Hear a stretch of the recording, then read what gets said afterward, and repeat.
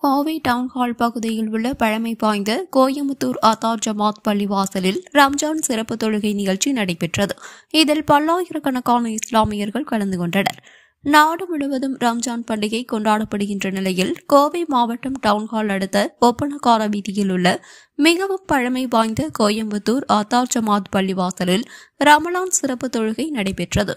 இதில் பல்லாயிரக்கணக்கான நபர்கள் கலந்து கொண்டு சிறப்பு பிரார்த்தனையில் ஈடுபட்டனர். தொழுகை முடிந்ததும் ஒருவருக்கொருவர் தங்களது வாழ்த்துக்களையும் அன்பையும் ஒருவருக்கொருவர் கட்டி அணைத்தும் இனிப்புகள் வழங்கியும் கொண்டாடினர்.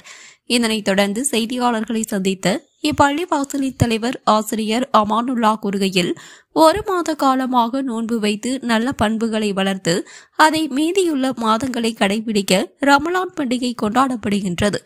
அந்த அடிப்படையில் முஸ்லிம்கள் ரம்ஜான் பண்டிகை கொண்டாடி வருகின்றதாக தெரிவித்தார். இந்த நிகழ்வில் செயலாளர் பீர் முகமது, முத்துவள்ளி ஜாஃபர் அலி, பொருளாளர் பகீர் முகமது, துணைத் தலைவர்கள் சையது உசேன், சாகுல் ஹமீத், செயற்குழு உறுப்பினர்கள் ஆசிக் அகமது, முகமது ஷபீக், முகமது யூசுப், ஷாஜஹான், இதயத்துல்லா, முகமது இப்ராஹிம், நவ்ஷாத் அலி, காஜா உசேன், நிஜாமுதீன், இமாம் இப்ராஹிம் பாகவி மற்றும் மகா சபையாளர்கள், முன்னாள் நிர்வாகிகள், ஜமாத்தார்கள் உள்ளிட்ட பலர் கலந்து கொண்டனர்.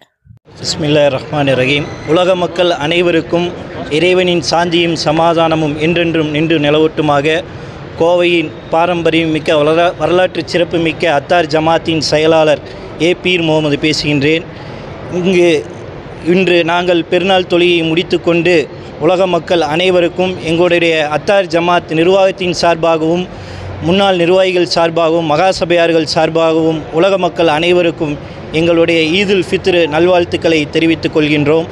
இந்த பெருநாளை நாங்கள் ஏன் கொண்டாடுகிறோம் என்றால், கடந்த 30 நாட்களாக இறைவன் எங்களுக்கு கட்டளையிட்ட நீங்கள் உண்ணாமல் பருகாமல் இருக்க வேண்டும் என்ற அடிப்படையில் நாங்கள் இந்த நோன்பினை நோற்று இப்பொழுது பெருநாள் கொண்டாடி கொண்டிருக்கின்றோம். மேலும் இந்த ரமலான் மாதத்தில்தான் உலக மக்களுக்கு பொதுப்படையான புனித நூலான அல் குர்ஆன் இறக்கி அருளப்பட்டது. இந்த குர்ஆன் உலக மக்கள் அனைவருக்கும் பொதுவானது. ஆகையால் இந்த குர்ஆன் இந்த மாதத்தில் இறக்கி அருளப்பட்டதால் இந்த மாதம் சிறப்புமிக்க மாதமாக நாங்கள் கருதி நோன்பினை நோற்று இறைவனுக்காக நாங்கள் இந்த ஈதுல் ஃபித்ர் தொழுகையை முடித்து கொண்டு நாங்கள் கொண்டாடி கொண்டிருக்கின்றோம். மேலும் இந்த திருநாளில் ஈதுல் ஃபித்ர் என்றால் அதாவது சதக்கா, தானம் தர்மம் செய்வது. ஏழை எளிய மக்களுக்கு இந்த நன்னாளிலே அதிகமாக தானம் தர்மம் செய்ய வேண்டும். எங்களுடைய சொத்தின் மதிப்பை கணக்கிட்டு வருடந்தோறும் 2.5% ஏழை எளிய மக்களுக்காக நாங்கள் இந்த நன்னாளிலே அவர்களுக்கு சதக்காவாக தானம் தர்மமாக செய்து கொள்வோம். அடுத்தபடியாக இந்த நன்னாளிலே உலக மக்கள் அனைவருக்கும் எங்கள் ஜமாத்தின் நிர்வாகத்தின் சார்பாகவும் மகாசபையார்கள் சார்பாகவும் ஒரு சிறிய வேண்டுகோள். மனிதநேயம் காக்க வேண்டும். மனிதநேயம் என்பது இந்த காலகட்டத்தில் மிக முக்கியமானதாக உள்ளதால் எங்களுடைய குர்ஆனும் நபி ஸல்லல்லாஹு அலைஹி வஸல்லம் காட்டித்தந்த அந்த மனித நேயத்தை இன்றைய காலகட்டத்தில் கண்டிப்பாக நாம் பின்பற்ற வேண்டும். இல்லை என்றால் வரக்கூடிய சமூகம் மிகவும் இக்கட்டான சூழ்நிலையில் கொண்டு சென்றுவிடும்.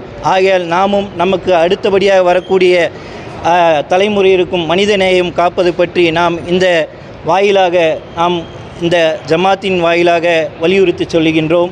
மேலும் இந்த நன்னாளிலே உலக மக்கள் அனைவருக்கும் மீண்டும் எங்களுடைய ஜமாத்தின் நிர்வாகத்தின் சார்பாக ஈதுல் ஃபித்ர் நல்வாழ்த்துக்களை தெரிவித்துக் கொள்கின்றோம்.